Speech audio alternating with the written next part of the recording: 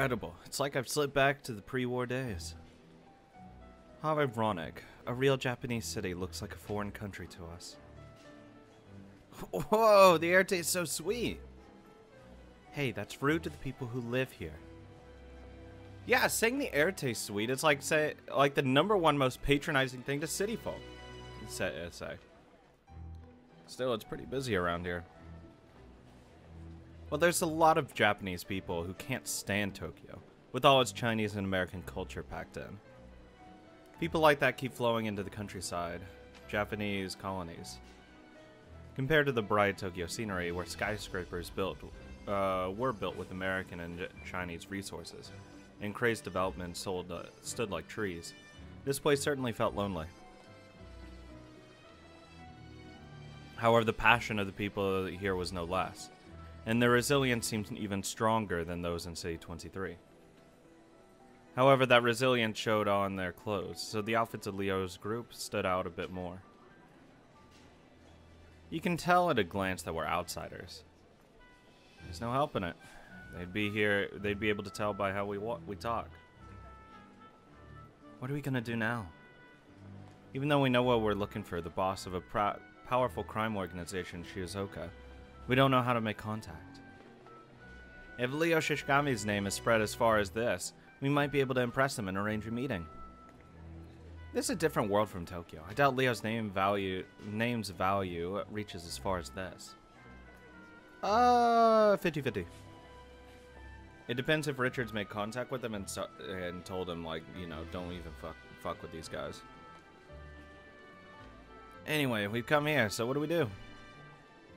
We'll search for Madame Rose. If that's impossible, we'll search for a guard. Wayne Uedera. It's simple. If it were that easy, we wouldn't be worrying. No, it might actually be easy. Huh? Searching for Rose could be hard, but we might be able to find Wayne. True, theoretically speaking, he could be out and about at certain times. Leo lit a cigarette with a gold lighter. Jean also seemed to have a thought of a plan. If it's hard to find them... then we just need to make them come to us. Hell yeah, start a fucking riot, John.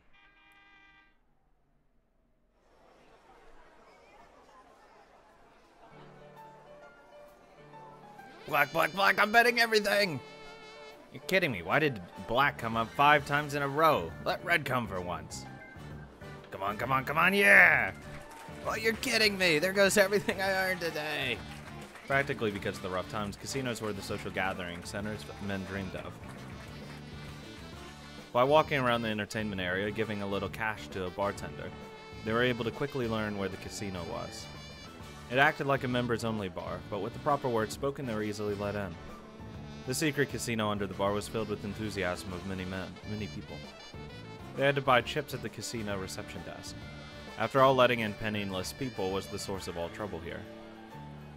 Oh, dang. What's wrong? Don't have any money on me. Sean showed them a wallet with nothing but change and small bills inside. The eyes of the bodyguard standing at the reception desk glittered. Do we have money? Nina had it last, right? Oh, and who's the guy who just used that money to buy Nikumon? Okay, let's just gather up your money. 1, 2... Guests. Well, no casino welcomes people without money. Yeah, get the fuck out of here. You're taking up space of people that could be spending money. After watching this pathetic exchange, several formidable-looking bodyguards surrounded them, though this is the idea, to get tossed out. This establishment is a social meeting place for ladies and gentlemen. I'm sorry, but... Sorry, that was just for fun. By the way, could you introduce us to a table with a fitting rate for us? When they saw what Leo was casually pulling out of his pocket, the bodyguards first thought it was a cigarette box. It wasn't. It was a stack of $1,000 bills, in a world where a daily wage was a 200 at best. Pardon me, honored guest. Allow me to introduce you to the owner. Nah, that's okay. We're just dropping by. Can you just take us to a table thrilling enough for all of this? As you wish. Hey, take these executives to the VIP corner. When did you get all that money? Oh, I was just given this so I could kick back and relax. He's so cool. He's so cool, I almost pissed myself. I can see why Wayne admired him so much. Damn, Leo. Literally drowning right now. Alright, I've won back everything I lost. I'm broke. How am I supposed to eat tomorrow? Sheesh, men everywhere love trying to get rich quick. True. Men without dreams are like women who've forgotten about love. Haha, I love how that sounds. We stand out, don't we? Be on your guards. That's right, this will work, Nina. Well then, honored guest, I hope you have an elegant night. This is my time. They were guided to a high-rate corner at the back of the shop. A man claiming to be the owner appeared, bowing obsequiously. Sure. Well, he was probably sizing them up to see how much he could squeeze out of them. Yeah, really. As Charles knew well, casinos are kind of regular customers. See, what you do is you bait them in, you win a couple hands, and then you start just taking away some of the winnings. Take away some of the winnings. Stop them. Here, have a free comp. Here's some drinks. Here's a free drink. Here's a free food. And then you play some more. And then you lose some more. Easy peasy. After all, they have nothing to gain if those customers lose big and never come back again. Which is why you win first and then suck them in. The worst thing that could happen is you win on your first night there. Because then you get addicted to that shit. However, shadier casinos could be much more ruthless against one-time guests who probably wouldn't come again. If they'd never come back anyway, there was no need to give them anything for free. The casino could rake in a whole bunch at once. Look at that guy, bowing all over the place. The owner's face is saying he's planning to take us for all we've got. Quiet, we're counting on your eyes now, Charles. Okay, guess we gotta act like sitting ducks now. Alright, I'm all for all of these. I'm betting on red. Red! Good, nice and hearty. Gotta get a martini. Dry, please. Certainly, sir. How do you like them apples? Full house! Incredible, look at all the chips we got. How many Nikomon could I buy with one of these blue and green chips? Don't think about it. Once you start thinking about how much these plastic chips are worth, you'll lose them. Let's keep on our pace and play carefully, until Leo decides it's time. I know, okay, I'll draw 2 cards. Certainly, honored guests. We're at 7. Congratulations, honored guest. Incredible, you won again. Dang, I've gotten more kisses than chips. You're a terrible man. How many girls have you made cry? I've cried too. Why on earth are you only allowed to love one at a time in this country? Based. Oh, you're an enemy of women. You really are a terrible man. Gimme. Leo's bold betting stole the hearts of women. Blackjack, the house takes all. Ah, just when I made a big bet, my luck left me. That's fine, comes and goes. Both casinos and love wouldn't be fun any other way. You're so cool, Mr. Customer. Always bet when you're ahead. Never fucking when you're behind. In casinos, cool customers aren't the ones that win all the time. Their charm comes from how they bet and how they casually enjoy the game, whether they win or lose. Exactly, because it makes win seems that much bigger, and it, you know, downplays the loss. Like, you know, everyone has to lose at some point. He's so cool in almost everything he does. I think I might be in love. Me too. When guys are that cool, even other men might fall for him. A huge crowd was clamoring about Leo's table, and the atmosphere was filled with enthusiasm. And incredible men never left such enthusiasm go to waste. Okay, now it's time to get interesting.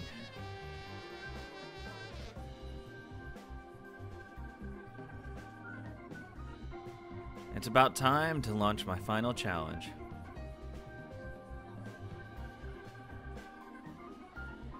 For this game, I'm all in.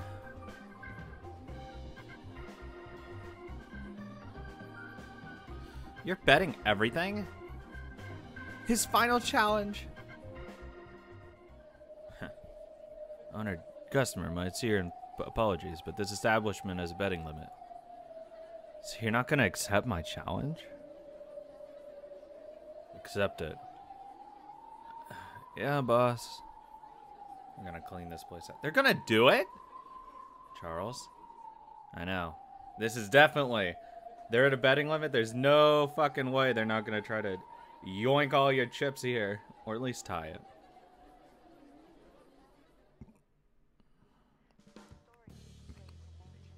At long last, the curtain was raised on their final all-in challenge. Leo's first card was a king of spades. A good card. Oh. Just don't give me a fucking 6. However, the dealer's up card was a queen of diamonds. The opponent was looking pretty good, too. Just fucking slap me an ace. Second card was a 2 of diamonds. Garbage. This dude has 20. Ugh.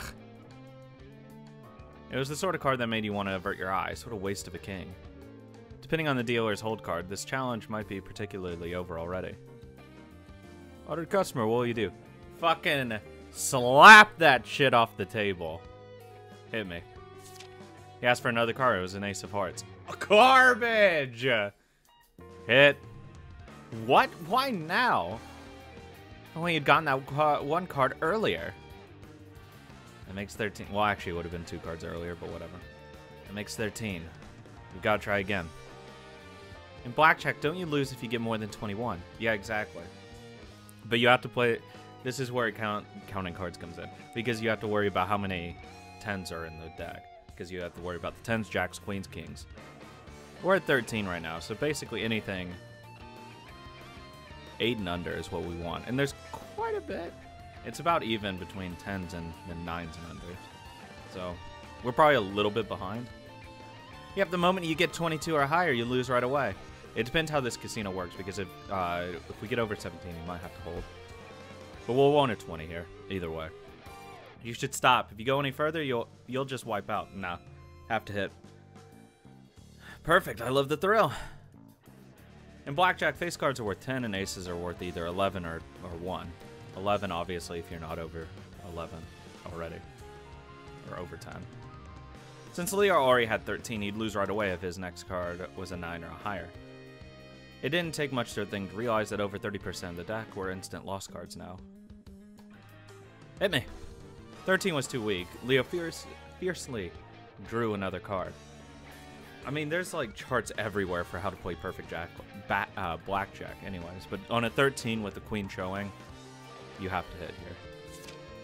Fourth card was the 2 of spades. That put his card number at 15. Oh, that's garbage.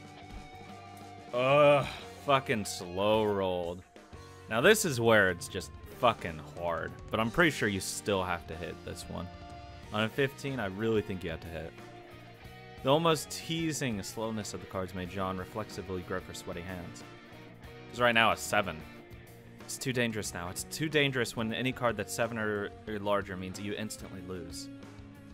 More than half the cards in the deck will make him lose now. That's enough. It's possible the house will go bust too. Nah. Because you always have to assume the face down card's always something that's high. 8, 9, or 10. Always just assume that. I agree, Leo. You should stop here and challenge the house with what you have. Nah. In blackjack, if you reach a number less than or equal to 21, then you compete against the dealer. If you go over 21, you don't even get a chance to compete. The dealer's up card was definitely good. It was powerful enough that an ace would be fatal. I can't do that. Leo! Men are creatures who bet everything on the fight in front of them. I still think you'd hit 15. I feel like you do. If you can't do that, then you're better off dead. Whoa! Like, I think at 16 is when you should stop. On a queen up, maybe. With a bold smile, he beckoned the dealer as though challenging him in. It was a sign to hit. The sign would be draw one more card. The 5th card. Their chances of losing were already high. The card was... Hit me with a fucking 6? 5 of hearts. Thanks. Our 5 hearts have become 1. 12, 13, 15, 20? Sweet, that's a number we can win with. Incredible, Leo. With this, we can make it. Yeah, this is our max. You definitely don't hit again. Ah, stand. Stand. Jesus. I'll challenge you with the 5 of hearts. As you wish, honored customer. The dealer's face was covered with cold sweat. This was a huge challenge, over the casino's limit. If he lost, the casino would stand to lose a lot. The dealer looked between the owner's face and his, a hold card several times, then readied himself. Here it comes. It's going to be a 9 or a 10. Face down cold card was revealed. There's a 6 of clubs. Ha! Rip. Gone. Yay! John's group all pumped their fists at once. It also depends what their stand is. Is it either 16 or 17? The dealer's total was 10 for the queen plus 6, so it's 16. By the rules, the dealer had to keep drawing until he got 17 or more. Okay. I mean, ideally, he would have just had 17 and then it's over because you have to hold at that point. It was extremely unlucky that the next card would beat Leo's 20 without going over 21. He just needs a 5. We got a 5. They still wouldn't be sure, but at that moment, Leo probably had over a 90% chance of winning. Well, it depends how many cards, but there's 3 out of at least 52, so pretty unlucky. Slowly, the dealer moved to draw the 3rd and last card from the deck.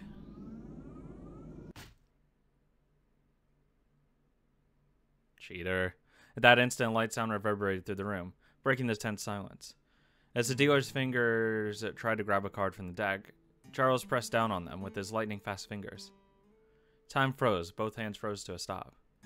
The card that fluttered down was a 5 of diamonds. Normally, that would be a miraculous card, adding up to 21 and giving the dealer the win. However, bottom dealing. Come on, you can't ruin our fun with clumsy crap like that. That card. Hold on a sec. You were trying to pull that out of the bottom card, not the top one. That's cheating. Are you kidding me? How are you going to take responsibility for this? That's why we have a shoe. The owner scratched at his head unhappily and clicked his tongue. In that instant, the table was surrounded by a bunch of formidable-looking bodyguards. Sorry, we're going to have to ask you to leave. I see, so they force customers with no backing to give up and run home crying. This casino gets an F. You never make it in City 23. Kick him out! Throw these people out! Hey, that was supposed to be a fair fight. What cowards you are. Did you think we'd get scared just because you'd surround us with a few thugs?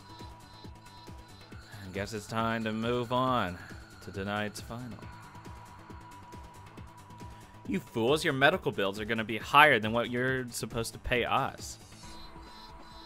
We'll show him no mercy, even on a woman. Take him out! God, more gambling, please.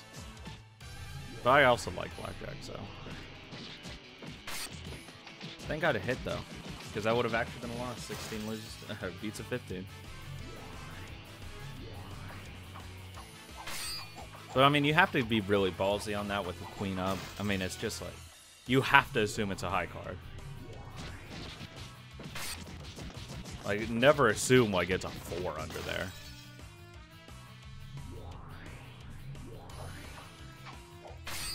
Fuck off.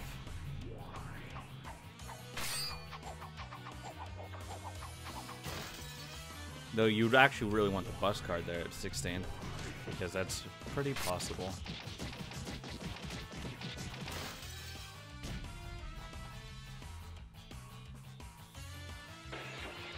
If he like pulled like a 6 or something, that's when you're like, ah, hell yeah, we got this dude down.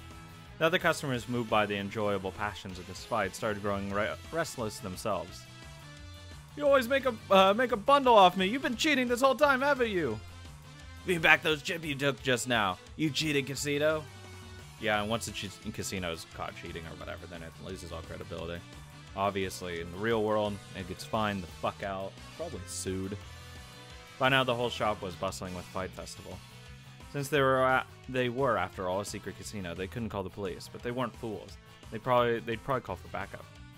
Leo's group had made enough of a mess. It was time. That should be enough. Owner, we've gotten our chips worth of fun. How can you be so strong? Especially that guy in the suit. What's up with him? The secret strength is spinach. Come on, everyone. That's enough. Let's leave this place now. You guys get a better dealer next time. It's a jackpot with all the chips on the house. Remember that someday we'll definitely pay you. No, I don't think you will remember this. You guys are so weak, you're boring us. If you want to pay us back, find someone stronger. Leo calmly lit a cigarette with his gold lighter, then set the lighter on the roulette table. If you want a return match, bring Wayne Uedera. Later. Brush your teeth before you go to bed. Ciao. The shop was as quiet and devastated as if a tornado had passed through. Typhoon. The gold lighter sat on the roulette table glowed. It's like a challenge, which means they're obviously going to give it to him.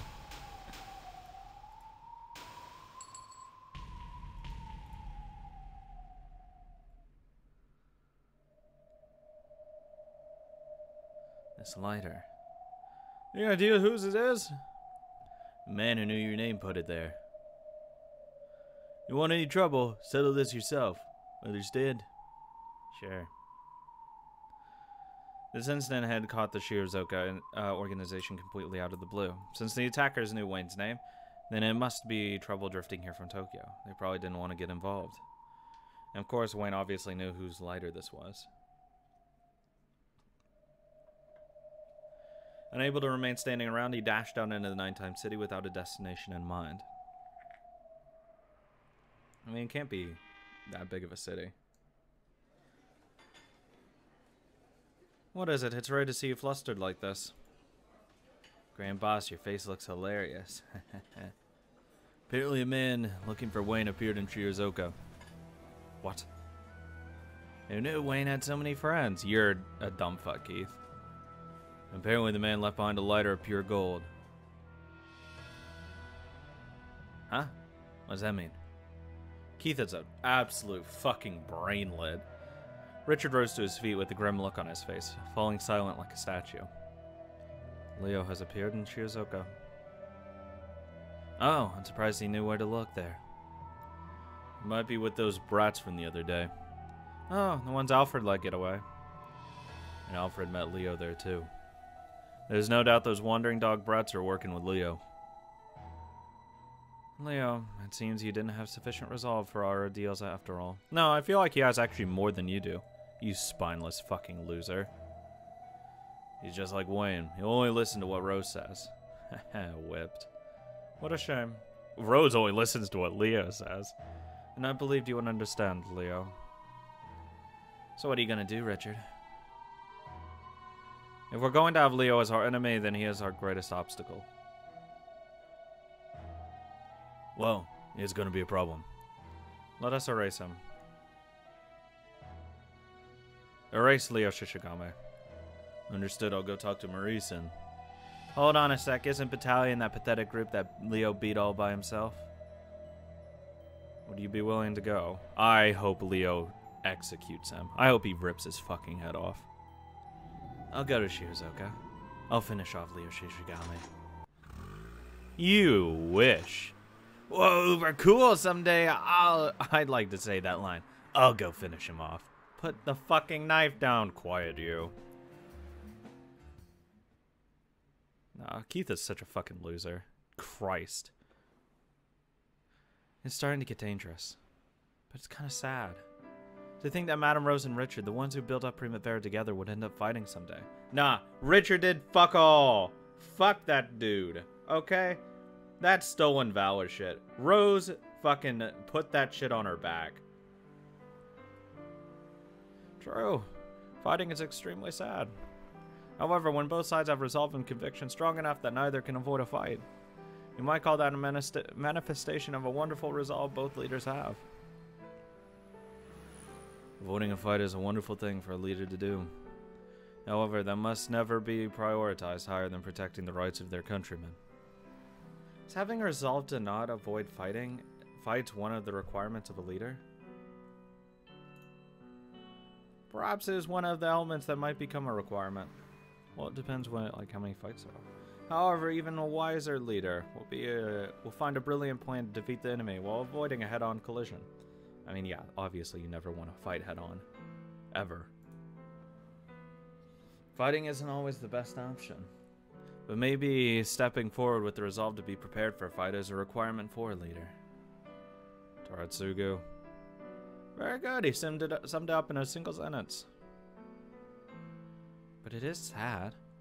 After all, both of them once fought together sharing the same ideals. Nah, he didn't understand what she meant. It's clear he doesn't understand. Both leaders had a reason to blame the other. Bullshit! What? For Richard, it goes without saying. He let a personal grudge cloud his judgment as a leader. What?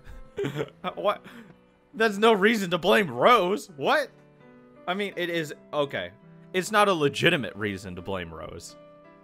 And for Madame Rose, it was her failure to state her ideals in more practical terms and plan for complete unity.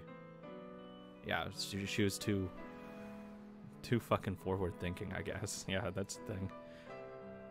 True enough, Madame Rose's and Richard's ideals started showing slight differences very early on. Okay, yeah, you know what? That was Rose's issue. She thought that other people just automatically understood what she meant. Madame Rose's ideals planned for building peace in a so-called Cold War situation. But Richard's ideals were based on simple exclusion. Yeah, he was a fucking racist.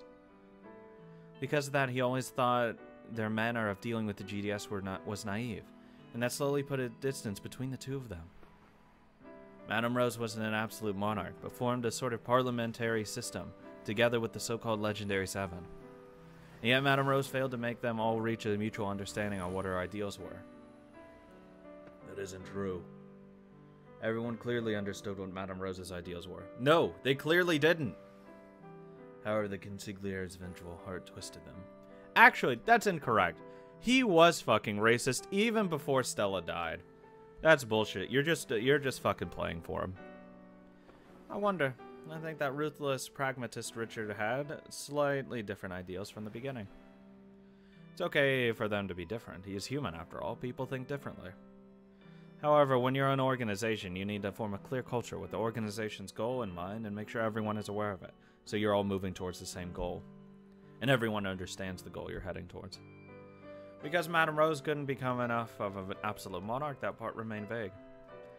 You might say that this was the cost of that failure. Pardon me, but this is when the war had just ended and the thick fog of limitations on speech had only just been lifted. In an era like that, she probably felt some resistance towards facing her ideals on forcing her ideals on someone else like a dictator. Differences of opinion sure are complicated. Yeah, I mean, that's kind of like the issue. Some people assume just stating a difference of opinion is like, oh, I'm forcing it on someone. At least when I say it, I'm just stating what I feel. I don't fucking care what other people think. If I say, God, that's so fucking garbage. Yeah, I'm just saying I think that's garbage. Like, I may ask someone what their opinion is and why they have that opinion. But I feel like if you're any form of a normal person, you could just answer that and not feel quote-unquote attacked or whatever. Even if I know a friend and I have slightly different views, I can't just show those differences in his face. I feel like I'm okay with someone doing that. I don't understand not being okay with that, personally. But if you're a leader, you can't leave it at that. Exactly. You have to... There are some issues you have to just resolve. Even if you, like, both come out at the other end of it, you have to be okay with fucking arguing. Christ. Some people are just absolute bitches about that, and that's just true. Correct. That's why after I became madam, I regularly checked to see whether they would obey my will and understand my thinking. And each time it rained blood. I thought I told you to be quiet.